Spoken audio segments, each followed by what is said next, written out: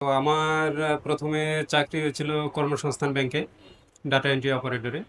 তো পরে জেলা প্রশাসকের কার্যালয়ে সার্টিফিকেট অ্যাসিস্ট্যান্টে পরীক্ষা দেই, রিটার্ন পরীক্ষা দেই। দেওয়ার পরে চিন্তা ভাবনা করলাম যে রেজাল্ট আসছে, আসার পরে চিন্তা ভাবনা করলাম যে প্র্যাকটিক্যাল দেওয়ার জন্য যাবো কিনা, হ্যাঁ কেমন হয়। হাবিজ স্যার, শাহিন স্যার ওনাদের সাথে বুঝলাম ফিনান্সিয়াল ভাবে একটু ক্রাইসিসে ছিলাম যে যাবো কিনা। হ্যাঁ, এইটা নিয়ে একটু সমস্যায় ছিলাম।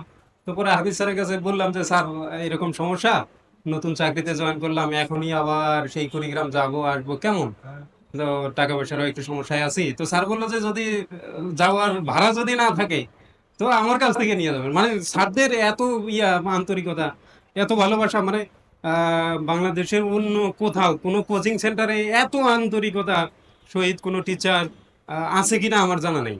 আমি যদিও অনেক কোচিং সেন্টারে ছিলাম, দু একটা কোচিং সেন্টারে ছিলাম, কিন্তু তাদের মন মানসিকতা আর এইখানে যে স্যাররা আছে ওনাদের মন মানসিকতার মধ্যে অনেক পার্থক্য। তো যাই হোক, তো স্যার ওই কথা বলার পরে তো পরে বললাম যে ঠিক আছে স্যার, আমি যাব, গিয়ে দেখি স্যার। যদি এখন ডিসি অফিসের চাকরি অনেকে শুনলে পরে বলে কি যে ডিসি অফিসের চাকরি এই বাম হাত ছাড়া তো কাজ হয় না। হ্যাঁ, তো আল্লাহর রহমতে আমার একটা কনফিডেন্স ছিল কি যে যদি ফেয়ারে নেয় তা আমাকে নিতে হবে, এরকম একটা কনফিডেন্ট আল্লাহর রহমতে পরীক্ষা দিয়ে তৈরি হয়ে গেছে। তো এটা কিন্তু মানে একদিনে তৈরি হয় নাই, এই এই কনফিডেন্টটা একদিনে কিন্তু তৈরি হয় নাই যে আপনি মনে করেন যে আমার যদি ফেয়ারে হয় তাহলে আমাকে নিতে হবে, এরকম কনফিডেন্ট হয়তো অনেক সময় লাগবে, অনেক সাধনা, অনেক পরিশ্রম। এমনও পরিশ্রম করছি, সকালে বসছি, চেয়ারে বসছি, দেখা গেছে যে একদম মানে ইমার্জেন্সি ছাড়া একদম সন্ধ্যার আগে উঠে গেছি এই পড়ার টেবিল থেকে, এত পরিশ্রম করছি। করার পরে দিন শেষে আল্লাহর রহমতে যে এলাকা থেকে উঠে আসছি এই এলাকার মানুষ জানেই না যে সরকারি চাকরি কিভাবে পাইতে হয়। হ্যাঁ, সরকারি চাকরি টাকা ছাড়া চাকরি হয়, কেউ জানে না। তো আমার যখন প্রথমটা চাকরি হলো মনে করছে কি যে না, মনে হয় টাকা পয়সা দিয়েই মনে হয় চাকরি বাকরি হয়েছে। তো এখন যখন সেকেন্ড জবটা হলো তখন চিন্তা ভাবনা করতে, ওরে বাবা রে বাবা, না ফেয়ারে তো হয়, তাও ডিসি অফিসের মতো জায়গা। হ্যাঁ, তো এখন আমিও প্রথমে ভাবছিলাম যে হবে না। তো যাই হোক, আল্লাহর রহমতে আল্লাহর কাছে লাখো কোটি শুক্রিয়া। আমার একটা চিন্তা ভাবনা ছিল যে আমি ব্যাংকে চাকরি করব না, সুদের কারবার সরাসরি বলি। হ্যাঁ, যে সুদের কারবার, স্যারদের সাথেও বিষয়টা নিয়ে স্যার আলাপ আলোচনা করছি যে আমি এই ইন্টারেস্ট রিলেটেড যেহেতু জব, আমি এটা করব না। তো আমি খুব ট্রাই করতেছি, বেস্ট ট্রাই করতেছি যে দেখি যদি অন্য কোথাও হয়ে যায়, একটু কম গ্রেড হলে পরেও আমি সেখানে মুভ করবো। তো আল্লাহর রহমতে আল্লাহ মনে হয় যে কথাটা শুনছে। এর আগের জবটা সম্পর্কে একটু কথা বলি। তো মানে আমি ডিসেম্বরে মোটামুটি দেখেন ধৈর্যের মাপটা কত দূর পর্যন্ত গেলে পরে আপনার চাকরি হবে, চাকরি যে হবে এইটা আপনি কখন বুঝবেন? তো যখন দেখবেন যে আপনার দেয়ালে পিঠ ঠেকে গেছে না, আপনার কোনো ওয়েই নাই, আপনি আর পারতেছেন না, আপনার তখন চাকরি হবে। আর আপনি মনে করছেন যে আপনার দিতেছে বাবা মা, টাকা পয়সা দিতেছে, কোনো সমস্যা নাই। হ্যাঁ, মাসে অথবা 6 মাসে একবার দুইবার করে বাড়ি যাইতেছেন। হ্যাঁ, মানে কোনো সমস্যা নাই, আপনাদের কোনো সমস্যা নাই। তখন দেখবেন যে আপনার চাকরি হবে না। আর আপনি বাড়ি যাওয়া বন্ধ করে দিয়েছেন, শুধু লেখাপড়া নিয়ে আছেন, দেখবেন যে আপনার হয়তো সর্বোচ্চ 1.5 থেকে 2 মাসের মধ্যে একটা বেটার আউটকাম ওইখান থেকে পাবেন। তবে সর্বশেষ যে কথাটা সেটা হলো আপনাকে পরিশ্রম করতে হবে, পরিশ্রমের বিকল্প কিছু নাই। অনেকে পাবলিক ইউনিভার্সিটি থেকে আসছেন, একটু মুড মোশন থাকে, ওরে বাবা আমি পাবলিক ইউনিভার্সিটি থেকে পড়াশোনা করে আসছি, আমার সাথে কে পারে, আছে এরকম অনেক আছে। আবার আপনি মনে করেন যে ন্যাশনাল ইউনিভার্সিটি থেকে পড়াশোনা শেষ করে আসছেন, অথবা এমনও আছে ডিগ্রি পাস করে আসছে। ডিগ্রি পাস মানে এলাকার বললে পরে বলবে ডিগ্রি পাস স্যার, যে ডিগ্রি পাস করে এটা কোনো ছাত্রের মধ্যেই পড়ে না। তো যাই হোক, মানে এটা আপনাদের সবার জন্যই বলতেছি, অনেকে ডিগ্রি পাস করে আসতে পারেন। হ্যাঁ, তাদের চিন্তা ভাবনাটা থাকবে কি যে আমরা ডিগ্রি পাস করে আসছি, আমাদের চাকরি হবে কি হবে না। আর ওগুলো কত পাবলিক ভার্সিটি থেকে পড়াশোনা করে আসছে, প্রাইভেট ইউনিভার্সিটি থেকে পড়াশোনা করে আসছে, তাদের মেধা আর আমাদের মেধা এটা কি হবে, তাদের সাথে আমরা কি পারবো না? এইটা না, আপনি যদি পরিশ্রম করেন, আপনি দেখা গেছে যে যুগের সাথে তাল মিলিয়ে চলতে হবে। আপনি মনে করেন যে ওই ব্যাকডেটেডই আছেন, আপনার চিন্তা ভাবনাটা কি আছে যে টাকা পয়সা ছাড়া চাকরি হয় না। এইটা যতদিন পর্যন্ত আপনি দূর না করতে পারবেন, যে আপনার মাথায় একটা জিনিস চিন্তা থাকতে হবে যে না, আমাকে ফেয়ারে চাকরি নিতে হবে, আমি কোনো টাকা পয়সা কোনো মামা খালু আমার কিচ্ছু নাই, আমার চাকরি নিতে হবে। কিভাবে নিতে হবে? সেটা পরিশ্রমের মাধ্যমে। আপনি পরিশ্রম করেন, লেখাপড়া করেন, হ্যাঁ, দেখবেন যে আপনার অল্প সময়ের মধ্যেই চাকরি বাকরি হয়ে গেছে।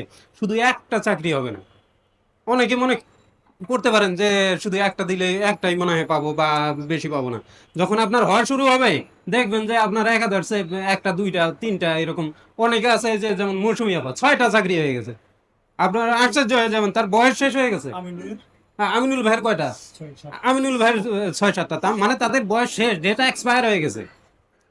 মানে তাদের কাছ থেকে আসলে মানে এখন আর বেটার ওইভাবে কোনো কিছু আশা করা যায় না, কিন্তু তারপরেও তাদের চাকরি 6-7টা করে হয়ে গেছে। তাহলে আপনাদের এখন এজ আছে, কিন্তু এজ আছে জন্যই যে আবার বসে থাকবে না, এজ তো আছে ও বাবা, এখনো 6 বছর আছে। তার মানে কি আপনি আপনার চিন্তা ভাবনাটাকে চেঞ্জ করতে হবে, চেঞ্জ করে এইখানে আসবেন। এবং দেখেন কোচিং সেন্টারে এত সুন্দর পরিবেশ, অন্য কোথাও এরকম আছে কিনা আমার জানা নাই। আমি যদিও অনেক কোচিং সেন্টারে গেছি, এবং বিশেষ করে স্যারদের কথা না বললেই নয়। হ্যাঁ, স্যারদের কথা না বললেই নয়, শাহিন স্যার আছে, তারপরে হাফিজ স্যার আছে। ওনারা মানে এত কর্ডিয়াল, যেটা আপনি কখনো কল্পনাই করতে পারবেন না। আপনার দেখা যাবে কি মা বাবাও একটা সময় চিন্তা করবে কি যে টাকা পয়সা দিতেছি, চাকরি বাকরি হচ্ছে না, এত ওই টাকা পয়সা দিতে পারবো না। এবং দেখেন এই যে যে চাকরি বাকরি হয় না হয় না হয় না, বাবাও বলছে যে কবে হবে কি অবস্থা। তা আমি বাবাকে বলতাম কি যে না বাবা, আমার একটা চাকরি হবে না, একাধিক চাকরি হবে, একটু ধৈর্য ধরে। হ্যাঁ, ধৈর্য ধরেন, আমি পরিশ্রম করতেছি, একাধিক চাকরি হবে। তো আল্লাহর রহমতে আপনাদের দোয়ায়, যারা মুরব্বী ছিল তাদের দোয়ায়, বাবা মার দোয়ায়, স্যাররা দোয়া করছে, এবং আমার চিন্তা ভাবনা ছিল যে আমি ব্যাংক থেকে অন্যদিকে মুভ করব। তা আল্লাহর রহমতে আপনাদের দোয়ায় আমার চাকরি হয়ে গেছে। সবাই আমার জন্য দোয়া করবেন। আর আপনারা যারা আসছেন তারা লেগে থাকেন, চাকরি একটা না একটা হবেই। যদি শেষ পর্যন্ত দেখা গেছে কি যে মানে 5টা 6টা করে চাকরি হয়ে গেছে, তাহলে আপনাদের হবে না কেন? আপনারা এখানে একদম মানে নিম্নমানের ছাত্র ছাত্রী কেউ আসেন নাই, মানে মিডিয়াম লেভেলের স্টুডেন্টরাই কিন্তু এখানে আসছে। একবারে যে পারেন না এমন কেউ নাই, পারেন, সবাই মোটামুটি পারেন, একটু পরিশ্রম করলে হয়ে যাবে। তো যাই হোক, আপনাদের সময় বেশি নিব না। আর যারা লাইভ দেখছেন তাদের উদ্দেশ্যে একটা কথা বলি। আপনারা অনেকেই হয়তো চিন্তা করেন, আমাকে অনেকেই ফোন দেয় স্যার, অনেকেই ফোন দিয়ে বলে যে ঢাকায় তো যাইতে চাই, তো কিভাবে কি করব, হ্যাঁ চাকরি হবে কি হবে না। তো আমি ওনাদেরকে যতটুকু সৎ পরামর্শ দেই যে আপনারা ঢাকায় আসেন, ঢাকামুখী হইতে হবে। ঢাকায় থাকলে চাকরি হবে, ঢাকায় যেমন টাকা উড়ে, ঢাকায় এরকম আপনার চাকরিও উড়ে, কিন্তু চাকরিটাকে ধরতে হবে। এখন ধরার মতো আবার কি ওই শক্তি সামর্থ্য সময় শ্রম সবকিছু দিতে হবে। এখন আপনি শক্তি সামর্থ্য শ্রম ব্যয় করবেন না, আপনার চাকরি হবে না। আপনি ব্যয় করবেন, আপনার দ্রুতই চাকরি হয়ে যাবে। তো এখন যারা লাইভ দেখছেন তাদের উদ্দেশ্যেও একটা কথা বলি। আপনারা যারা লাইভ দেখছেন তারা এই আমাদের তালতলায়, আগারগা তালতলায় প্যানাসিয়া সাটলিবি ট্রেনিং কোচিং সেন্টার আছে, আপনারা একটা সময় এসে দেখে যান। দেখেন যে অন্যান্য কোচিং এর সাথে কম্পেয়ার করে যদি আপনাদের মনে হয় যে না এইখানে সুইটেবল, তাহলে আপনারা আসবেন। এবং আমার 100% গ্যারান্টি থাকবে অন্যান্য প্রতিষ্ঠানের চেয়ে 100% অবশ্যই বেটার। অবশ্যই, মানে এটা বেটার বললে ভুল হবে, বেস্ট বলতে হবে, গুড বেটার বেস্ট। এখন এইখানে যতগুলা এই যে বিশেষ করে আগারগাতে যতগুলো প্রতিষ্ঠান আছে, অন্যান্য এলাকায় বলতে পারি না, তবে আগারগাতে যতগুলো প্রতিষ্ঠান আছে আল্লাহর রহমতে, মানে এইখানে আমি যেহেতু দীর্ঘদিন থেকে প্রতিষ্ঠা লগ্ন থেকেই আছি স্যার কোচিং সেন্টারে, হ্যাঁ, এবং ছাত্রদের সাথে অনেক অনেক ফোন আলাপ হয়েছে, যে কোনো বিষয় নিয়েই হোক, কোনো সমস্যায় পড়লে পরে ছাত্রদের কাছে শরণাপন্ন হয়েছে যে স্যার কিভাবে কি করব। তারা যতটুকু পারছে এবং ফিনান্সিয়াল ভাবে হেল্প করার তাদের মন মানসিকতা আছে। তা এইরকম এরকম কোনো প্রতিষ্ঠানে আপনারা পাবেন না, এরকম কোনো প্রতিষ্ঠানে পাবেন না। আপনারা আসেন, দেখেন, যদি ভালো লাগে ভর্তি হবেন। এবং এইরকম এই বিশেষ করে টেকনিক্যাল সাইটগুলোর জন্য চাকরির বাজারে আমাদের প্যানাসিয়া সাটলিবি ট্রেনিং সেন্টারে কোনো বিকল্প নাই। আপনারা আসেন, ভর্তি হন, দ্রুত চাকরি বাকরি নিয়ে এখান থেকে চলে যান। যত দেরি হবে তত লস করবেন, তত বিয়ে শাদীর দেরি হবে। হ্যাঁ, আবার অনেকে আছে কি যে রিলেশন করে স্যার। হ্যাঁ, আমি বলি যে এই যে এখন এইখানে যারা আছেন রিলেশন বাদ দেন, জীবনে বহু রিলেশন করতে পারবেন, বহু সময় পাবেন। হ্যাঁ, অনেকে মনে করেন যে জিয়া বসে বিয়ে বসে, হ্যাঁ এগুলো নিয়ে সময় টাইম পাস করেন না, এখন এই সময়টা নাই। আপনার প্রত্যেকটা মুহূর্ত মূল্যবান, আপনার প্রত্যেকটা সময়, এই প্রত্যেকটা সেকেন্ড যে পার হইতেছে, এই সেকেন্ডের ইয়া কাস্ট হইতেছে, আপনার টাকা বা আপনার হিসাব হইতেছে। কারণ এখানে থাকতেছেন, খাইতেছেন, পড়তেছেন, সবকিছুর বিনিময়ে আপনার কি এখানে টাকা টাকা খরচ হইতেছে। তাহলে কেন আপনি এই সময়টা অন্যদিকে ব্যয় করবেন? আপনারা আসেন, এই আমাদের সাতলিপি ট্রেনিং সেন্টারে প্রয়োজনে কথাবার্তা বলেন, ভালো লাগবে ইনশাল্লাহ। অন্যান্য কোচিং সেন্টারে চেয়ে আমাদের কোচিং সেন্টারের পরিবেশ অবশ্যই ভালো। আমার জন্য দোয়া করবেন। আপনারা যারা এখানে আছেন, সবার জন্য শুভকামনা, দ্রুত চাকরি বাকরি হয়ে যাক, আর ভবিষ্যতে যাতে ভালো কিছু করতে পারি, এইরকম প্রত্যাশা রেখে আপনাদের কাছ থেকে বিদায় নিচ্ছি। আসসালামু আলাইকুম রহমতুল্লাহ।